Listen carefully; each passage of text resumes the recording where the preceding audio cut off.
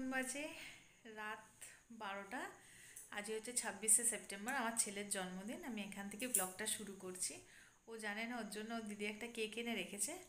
তো চলুন কেকটাকে ডেকোরেট করি, ছেলেকে গিয়ে দেখাবো। আর ব্লগটাকে স্কিপ করবেন না, প্রথম থেকে শেষ অবধি। এই যে এই কেকটা নিয়ে এসছে ওর দিদি ওর জন্যে।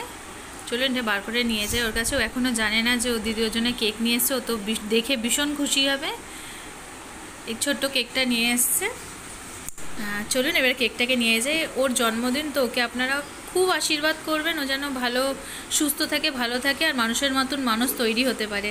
দেখুন ওর মুখের হাসিটা, ও ভীষণ খুশি হয়েছে।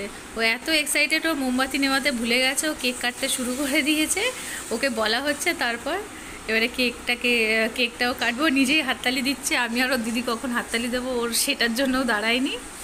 তো আপনাদের যদি আমার এই ছোট্ট ভিডিওটা ভালো লেগে থাকে তাহলে লাইক করে দেবেন, আর আমার চ্যানেলে নতুন থাকলে সাবস্ক্রাইব করে দেবেন, আর কমেন্টস করে জানাবেন ভিডিওটা কেমন লাগলো।